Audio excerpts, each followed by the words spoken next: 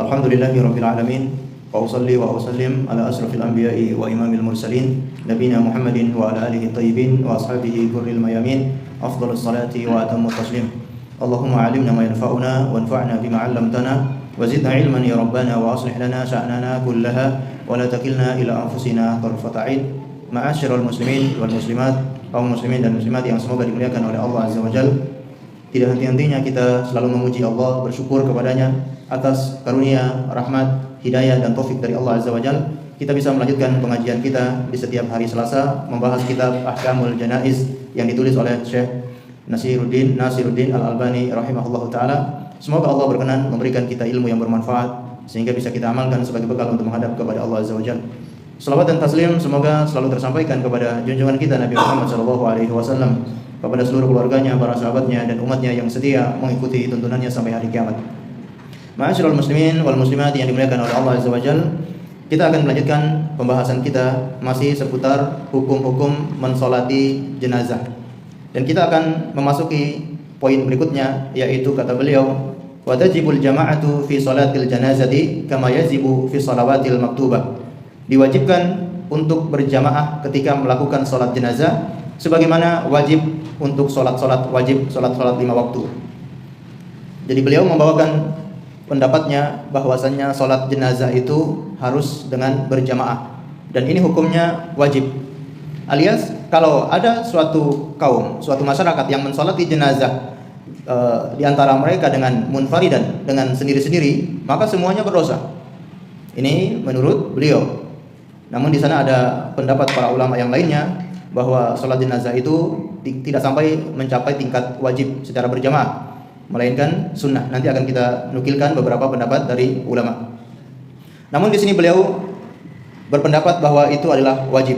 Sebagaimana salat-salat 5 waktu, sebagaimana salat 5 waktu itu hukumnya wajib, maka salat jamaah pun, salat jenazah pun hukumnya wajib berjamaah. Bidalilaini, beliau membawakan 2 dalil. Al-awwal mudawamatun Nabi sallallahu alaihi wasallam 'alaiha, yaitu perbuatan Rasulullah sallallahu alaihi wasallam beliau sering melakukan secara berjamaah. Tidak dinukilkan beliau mensolati jenazah kaum muslimin itu secara munfaridan, sendiri-sendiri.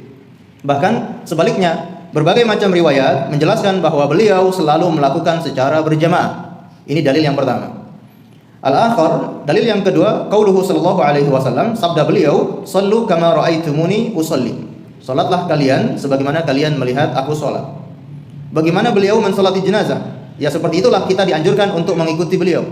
Kalau beliau mensolati jenazah secara berjamaah, maka kita pun wajib mengikuti Rasulullah salat jenazah secara berjamaah.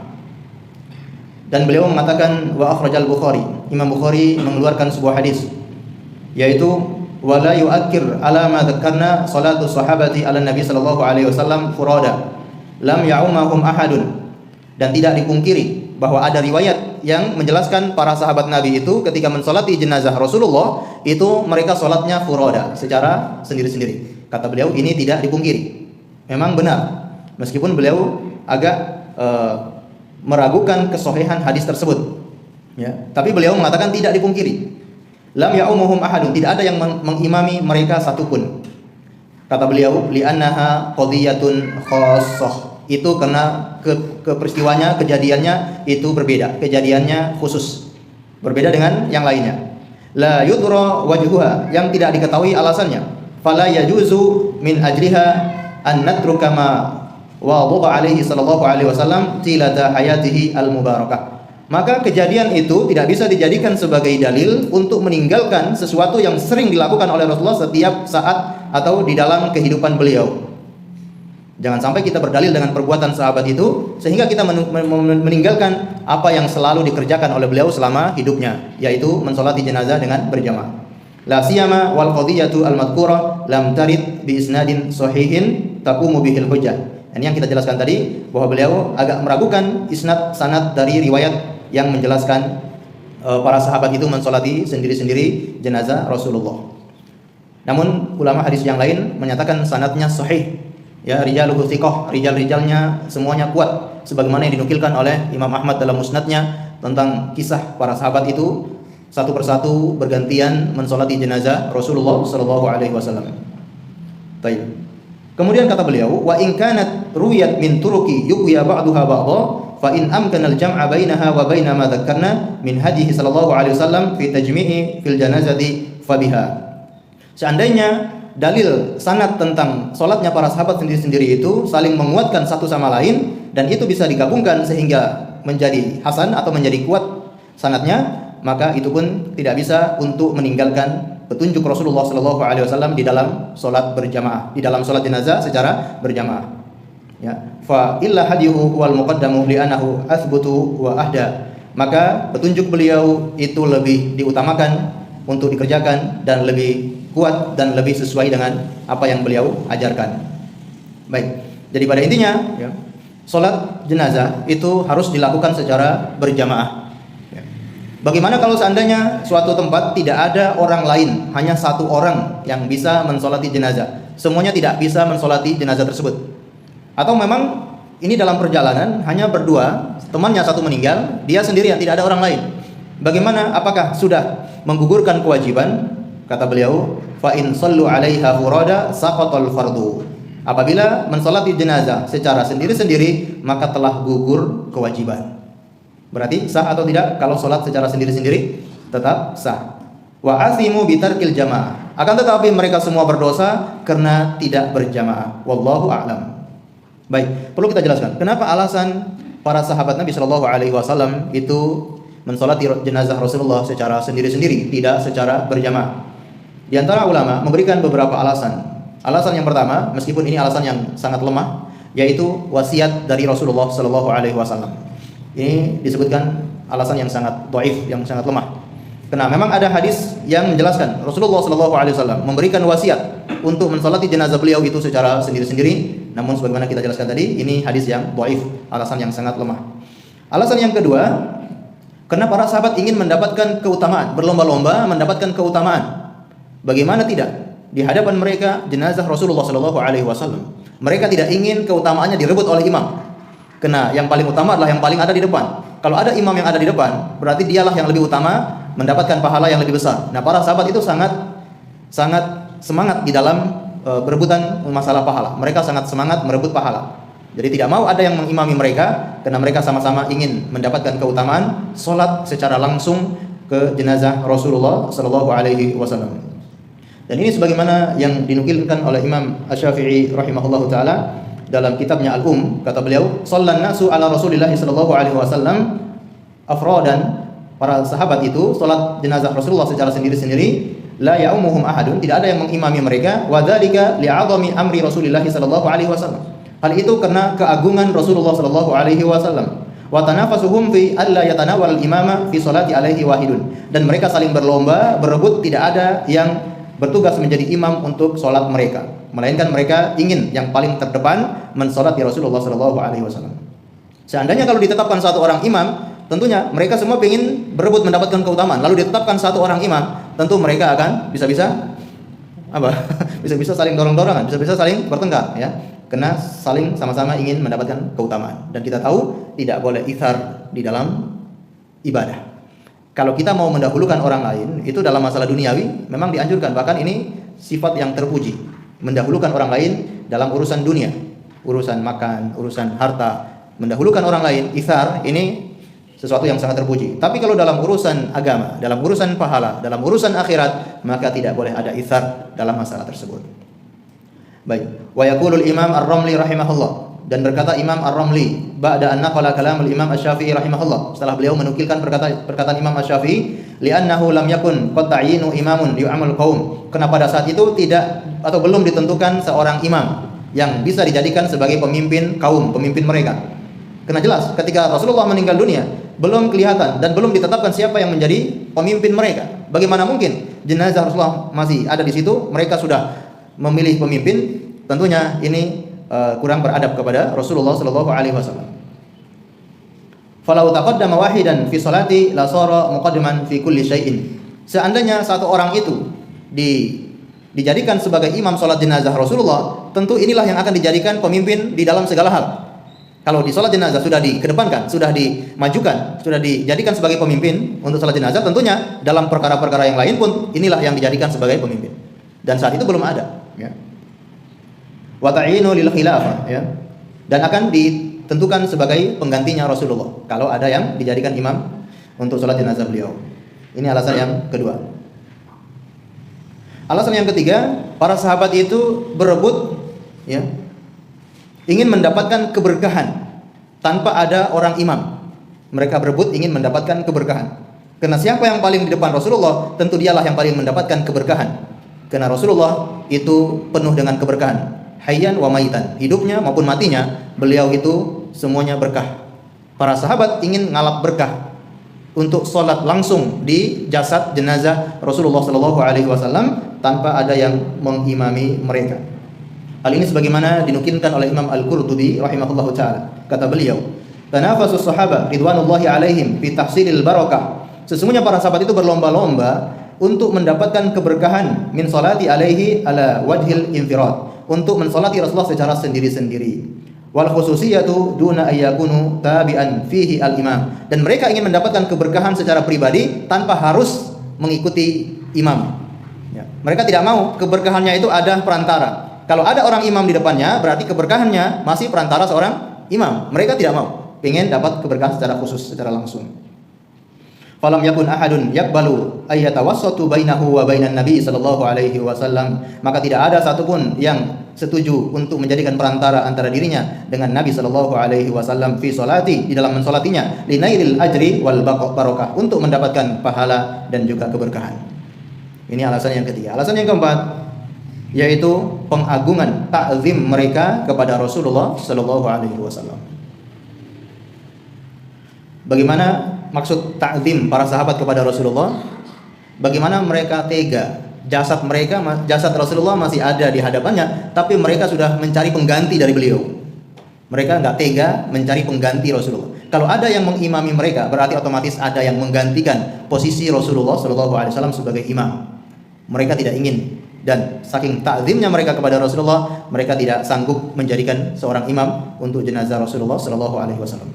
Allahu a'lam bishawab. Ini diantara alasan para sahabat itu kenapa sholatnya sendiri-sendiri. Dan tentunya pada saat itu kondisinya sangat mencekam. Orang semuanya sedih, ya, semuanya bingung.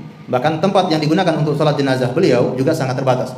Kalau dilakukan secara berjamaah, tentunya tidak cukup, tidak muat rumah ibunda Aisyah radhiyallahu taala. Baik.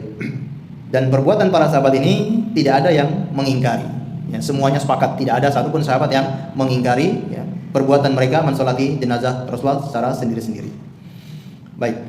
Kemudian kata beliau di sini, ya, wa qala an-Nawawi fil Majmu' Syarhul Muhadzab. Berkata Imam An-Nawawi dalam kitabnya Al-Majmu', tajuzu salatul janazati furadi bila khilaf. Dibolehkan mensolati jenazah secara sendiri-sendiri bila khilaf, tanpa ada perbedaan. Jadi beliau menukilkan, Imam An-Nawawi mengatakan tidak ada khilaf di antara para ulama bolehnya salat jenazah sendiri-sendiri. Wa sunnatu an tusalliya jama'atan lil ahadits al masyhura fi sahih wa fi dzalika ma'a ijma'il muslimin. Namun sunnah sesuai dengan ajaran Rasulullah sallallahu alaihi wasallam adalah mensolati jenazah dengan jamaah sebagaimana hadis-hadis yang masyhur di dalam kitab-kitab sahih, wa fi dzalika ma'a ijma'il muslimin, dan yang demikian itu juga dikuatkan dengan ijma' kaum muslimin. Kalau sudah ijma' kaum muslimin, tentunya tidak boleh diselisih. Jadi tidak boleh kita menyelisihi ketika sudah ada ijma' dari kaum muslimin. Kalau dulu para sahabat mensolati Rasulullah sendiri-sendiri, memang kondisinya seperti itu. Tapi setelahnya, maka semuanya dilakukan secara berjamaah. Baik.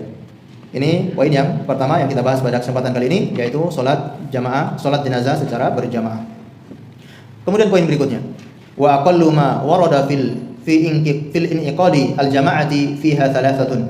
Dan minimal agar salat jamaah itu dianggap, minimal agar salat jamaah di dalam salat jenazah itu dianggap fiha thalathatun, yaitu harus terdiri dari 3 orang. Kalau kita salat biasa, salat maktubah, salat wajib, minimal salat berjamaah itu 2 orang. Nah, di sini beliau menukilkan kalau salat jenazah minimal jamaah itu 3 orang. Fa fihi hadis Abdullah ibni Abi Talhah. Dalam masalah ini ada hadis dari Abdullah bin Abi Talhah. Anna Aba Talhah da'a Rasulullah sallallahu alaihi wasallam ila Umair ibni Abi Talhah hina tufiya. Bahwasanya Abu Talhah mengundang Rasulullah sallallahu alaihi wasallam untuk anaknya yaitu Umair bin Abi Talhah ketika meninggal dunia. Fa'atahu Rasulullah sallallahu alaihi wasallam fa shalla alaihi fi manzilihim. Datanglah Rasulullah sallallahu alaihi wasallam kemudian mensolati jenazah itu di rumah mereka. Fataqaddama Rasulullah sallallahu alaihi wasallam wa kana Abu Talhah wara'ahu wa Ummu Sulaim wara'a Abi Talhah. Dan Rasulullah bertugas sebagai imam dan Abu Talhah berdiri di belakang Rasulullah sebagai makmum, wa Ummu Sulaim, dan Ummu Sulaim istrinya Abu Talhah berdiri di belakang Abu Talhah. Walam yakun ma'ahum ghairuhum, dan tidak ada orang lain selain mereka bertiga. Nah, ini yang beliau bawakan hadis bahwa salat jenazah bisa dianggap sebagai berjamaah kalau terdiri dari 3 orang. Dan posisinya sebagaimana yang dijelaskan dalam hadis ini. Imam berada di depan, kemudian makmum bukan di samping imam. Kalau salat wajib, makmum berada di samping imam. Ya, di samping kiri atau kanan? Di samping kanan, ya. Makmum berada di samping kanan imam. Tapi kalau salat jenazah, makmum berada di belakang imam. Sedangkan shaf perempuan yaitu berada di belakang shaf laki-laki. Baik. Berikutnya, ya. Poin berikutnya, wa kullama kathural jam'u kana afdhalu lil mayyit wa anfa'.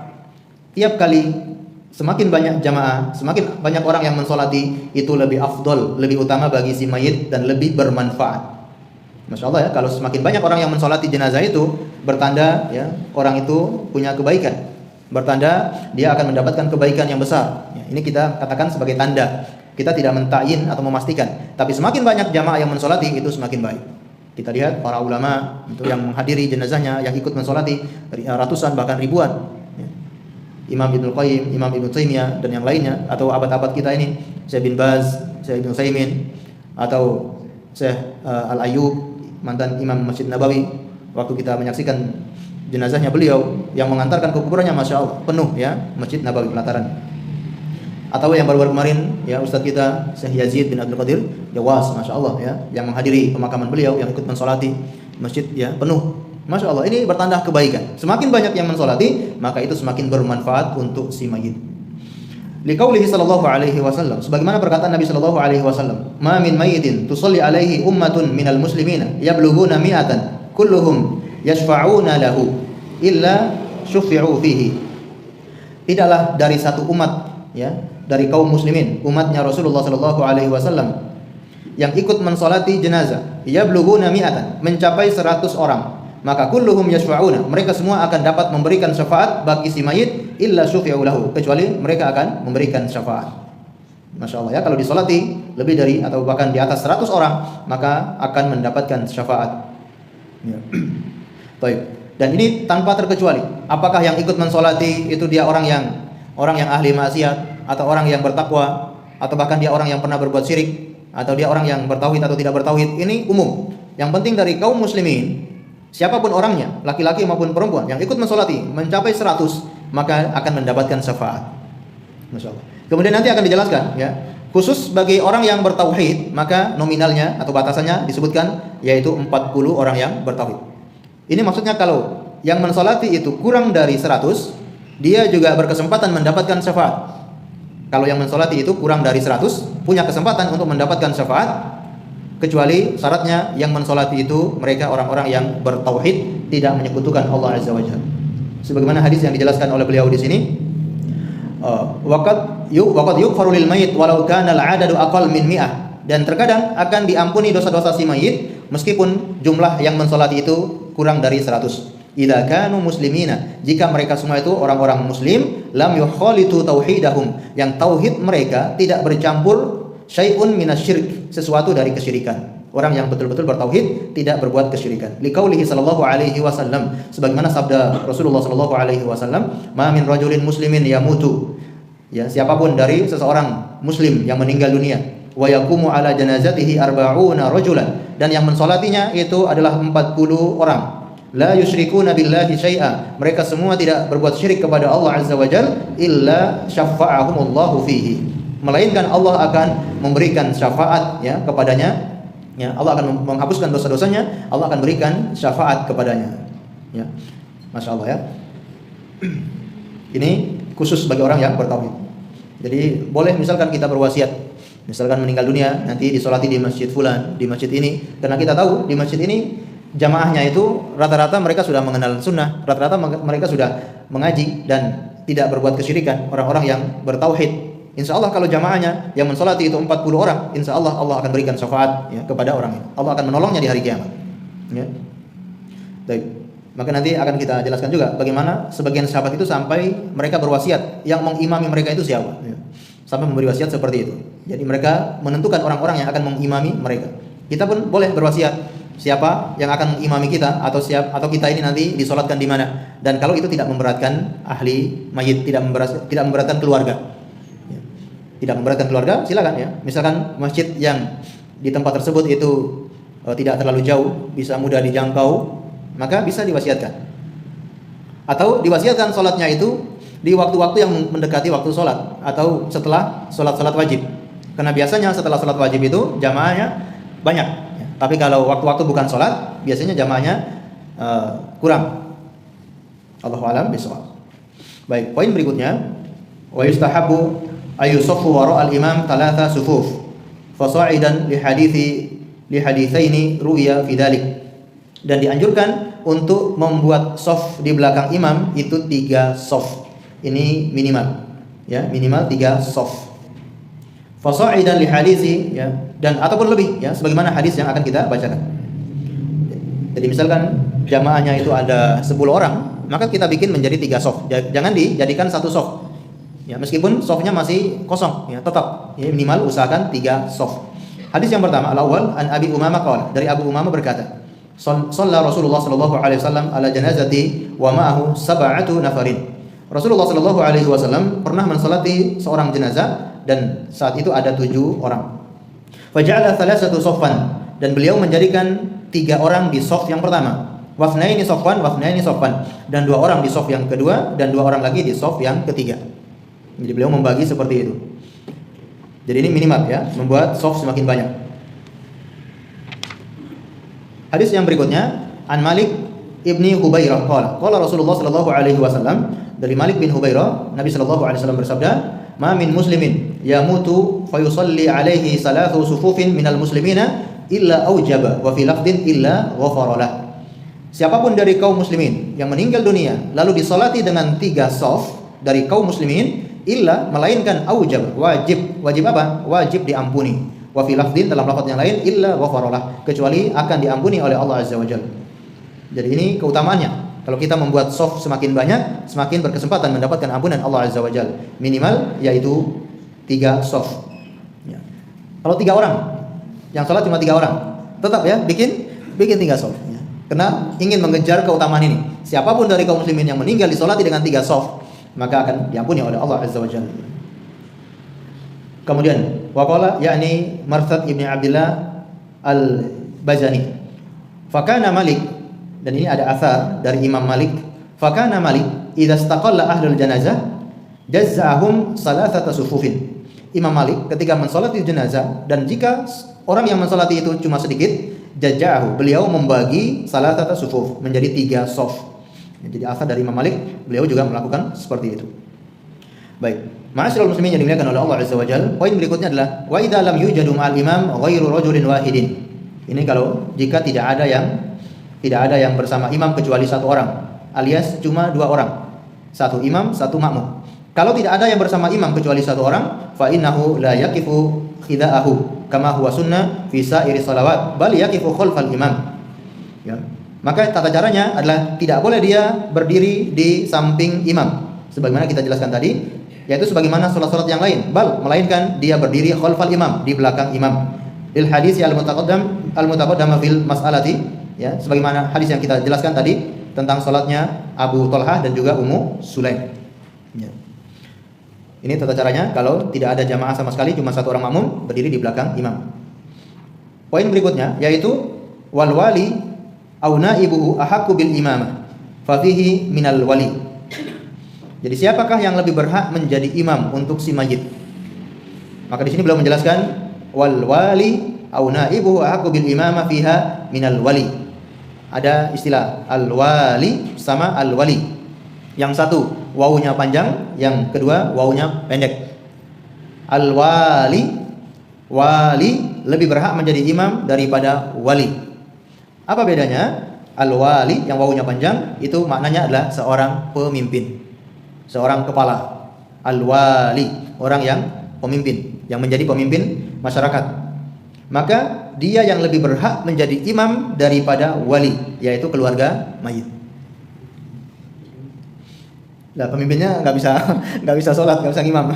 Baik, ini berbicara kalau pemimpinnya pemimpin yang tahu agama, pemimpin yang faham, pemimpin yang bisa memimpin kaum muslimin, tidak hanya memimpin lembaga, tapi dia juga memimpin dalam masalah ibadah. Nah, ini yang kita impikan. Pemimpin yang memimpin kita itulah orang-orang yang faham agama, yang mengerti hukum-hukum Allah, dan dia menerapkan hukum-hukum tersebut. Ini yang kita dambakan. Nah, kalau ada pemimpin yang seperti itu, dialah yang lebih berhak untuk menjadi imam bagi jenazah daripada keluarga mayit. Baik, li hadits Abi Hazim, sebagaimana hadis dari Abi Hazim berkata, "Inni la syahidun yauma matal Hasan ibni Ali." Saya pernah menghadiri wafatnya Hasan bin Ali radhiyallahu anhu, cucunya Rasulullah, ya. Hasan bin Ali. Ketika meninggal Hasan bin Ali, fara'aitul Husain ibni Ali yaqul li Sa'id ibn al-As. Maka aku melihat Al-Husain bin Ali, saudaranya Hasan yaitu Husain, dia berkata kepada Sa'id ibn al-As. Sa'id ibn al-As ini seorang gubernur Madinah. Ya. Taqaddama falaula annaha sunnatun ma qaddamtuka. Berkata kepada Sa'id, "Wahai Sa'id, majulah engkau menjadi imam untuk salat jenazah Hasan. Seandainya kalau ini bukan perkara sunnah, maka aku tidak akan mendahulukanmu untuk menjadi imam." Ya. Wa Sa'id amir alal Madinati yauma idin, dan Sa'id ketika itu menjadi amir, ya, gubernur kota Madinah. Ya. Baik, ini beliau membawakan riwayat bahwasanya seorang pemimpin itu yang lebih utama mensolati jenazah, menjadi imam. Nah, tapi kalau di zaman kita sekarang tentunya sulit, ya, mendapatkan pemimpin yang bisa mengimami sholat. Kalau seperti ini bagaimana? Baik, dalam masalah mengimami sholat jenazah, yang pertama kali kita perhatikan, coba kita cari tahu dan tanyakan, apakah ada wasiat dari si mayit? Kalau ada wasiat dari si mayit, maka itulah orang tersebut yang paling utama menjadi imam. Bahkan dia yang lebih utama daripada seorang pemimpin sekalipun. Ya, kalau ada orang yang dikasih wasiat, dia memberi wasiat untuk mengimami jenazahnya dia, maka orang ini lebih utama daripada seorang pemimpin. Hal ini sebagaimana dinukilkan oleh Imam Ibnu Qudamah dalam kitabnya Al-Mughni. Beliau membawakan walana ijma'us sahabah radhiyallahu anhum, bahwasanya para sahabat itu berijma'. Ruya anna Abu Bakrin ausa an yusalli alaihi Umar, bahwa Abu Bakar As-Siddiq beliau berwasiat agar Umar yang menjadi imam untuk jenazahnya. Qala Ahmad qala wa Umar ausa an yusalli alaihi Suhaib, sedangkan Umar bin Khattab berwasiat yang akan mengimami dia, jenazahnya dia adalah Suhaib. Wa Ummu Salamah ausa an yusalli alaiha Sa'id bin Zaid, sedangkan Ummu Salamah berwasiat yang menjadi imam jenazahnya adalah Sa'id bin Zaid. Wa Abu Bakr ausa an yusalli alaihi Abu Barzah. Abu Bakr berwasiat agar Abu Barzah yang mengimami salat. Wa qala ghairuhu Aisyah, sebagaimanapun Ummul Mukminin Aisyah ausat ayusalli alaihi Abu Hurairah, agar Abu Hurairah yang mensalati jenazah beliau. Wa Ibnu Mas'ud ausa ayusalli alaihi Az-Zubair, Ibnu Mas'ud berwasiat agar Zubair bin Awam yang mengimami salatnya, imami salat jenazahnya. Wa Yunus ibni Jubair ausa ayusalli alaihi Anas ibni Malik. Yunus ibni Jubair berwasiat agar Anas bin Malik mensalati jenazahnya, mengimami salat jenazahnya. Wa Abu Sariha ausa ayusalli alaihi Zaid ibni Arqam. Faja'a Amr ibni Harith wa huwa amirul Kufah. Lalu suatu ketika datanglah Amr ibni Harith wa huwa, dan dia adalah gubernurnya kota Kufah. Liyataqaddama fa yusalla alayya, untuk mensalati jenazahnya, yaitu jenazah Zaid bin Arqam. Ya. Jadi Zaid bin Arqam meninggal dunia, lalu datanglah gubernur kota Kufah, ya, yang dia datang untuk mensalati jenazah Zaid bin Arqam ini. Tiba-tiba faqala ibnuhu, anaknya berkata kepada gubernur ini, "Ayyuhal amir, wahai gubernur, inna abi awsa ayusalli alaihi Zaid ibn Arqam faqaddama Zaid." Mohon maaf, ini yang meninggal bukan Zaid, ya, ada seorang yang tidak disebutkan. Lalu anaknya berkata, "Sesungguhnya ayahku dia berwasiat yang menjadi imam jenazahnya adalah Zaid ibn Arqam." Faqaddima Zaid, maka gubernur ini mendahulukan Zaid. Fahadhihi qadaya intasarat falam yadhar mukhalifan, dan perkara seperti ini sudah tersebar, dilakukan di kalangan kaum muslimin dan tidak ada yang menyelisihi. Alias ini adalah ijma', ya, ini adalah ijma' dari kaum muslimin. Kalau ada yang memberi wasiat, maka dialah yang lebih utama untuk menjadi imam. Baik. Kemudian kalau si mayit ini tidak memberikan wasiat, kemudian pemimpin pemimpin setempat, apakah kepala desanya, Pak Lurahnya, atau Pak Camat, atau Pak Bupati, Wali Kota, ternyata tidak ada yang bisa menjadi imam untuk sholat jenazah ini, maka siapa yang harus didahulukan? Sebagaimana dinukilkan oleh Syekh bin Baz dan juga Syekh Utsaimin, yang lebih utama adalah seorang imam tetap di sebuah masjid.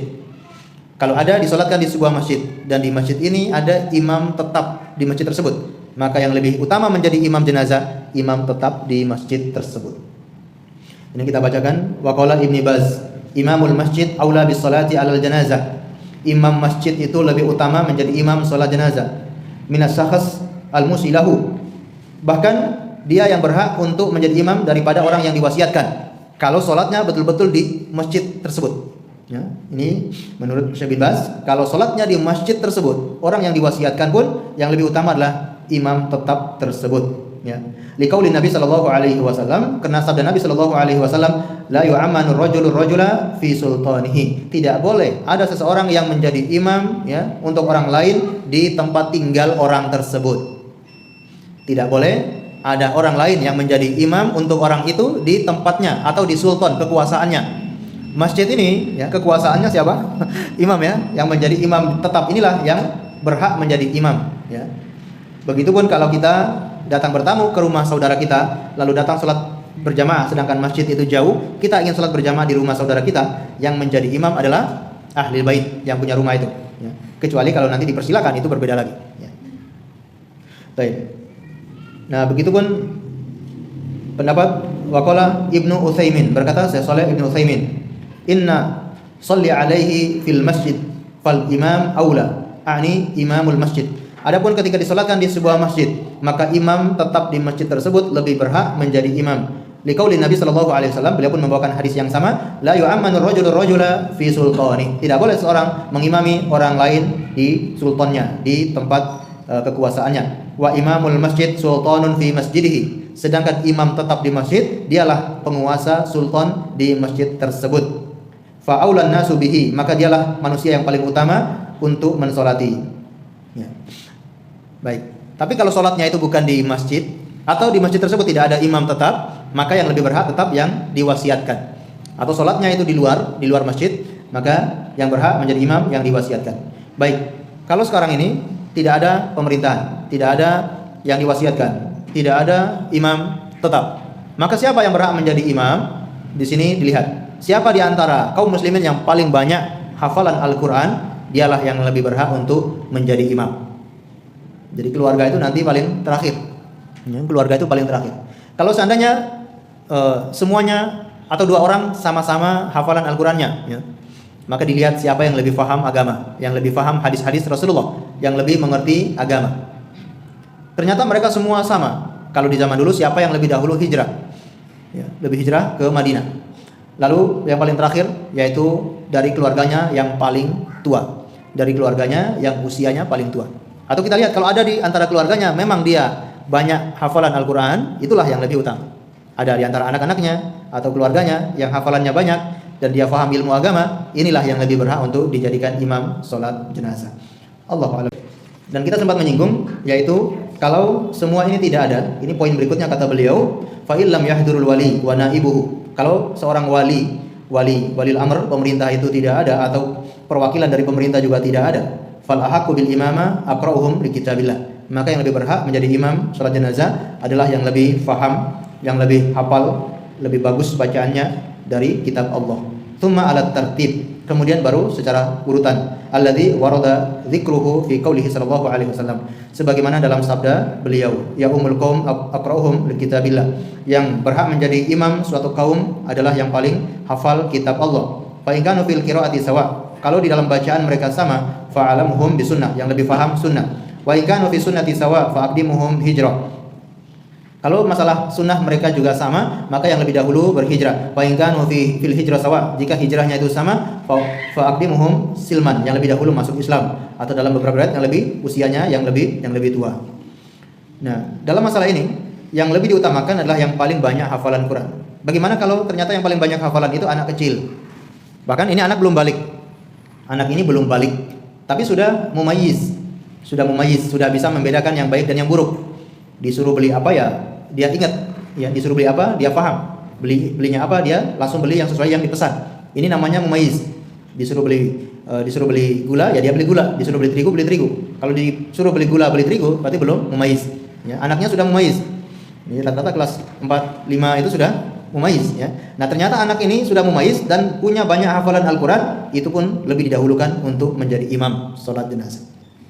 Ya, kebanyakan kita kan keliru, ya. Yang penting yang paling tua, padahal yang paling tua ini posisinya paling terakhir. Ya.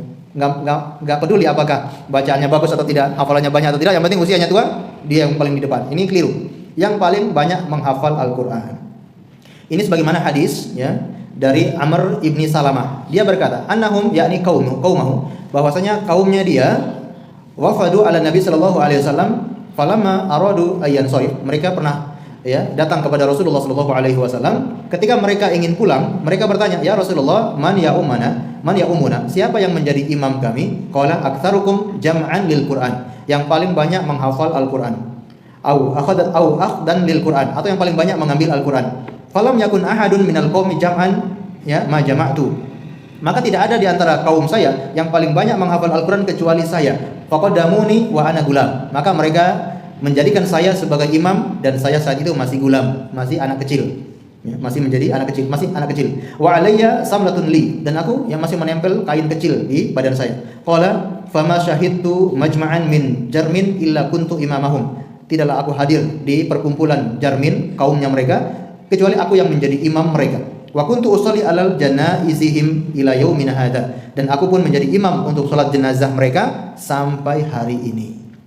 Nah, ini dalil, ya. Asalkan dia punya bacaan Al-Qur'an yang banyak, walaupun usianya masih gulam, usianya masih anak kecil, tetap dialah yang lebih didahulukan untuk menjadi imam salat jenazah. Allahu a'lam bishawab.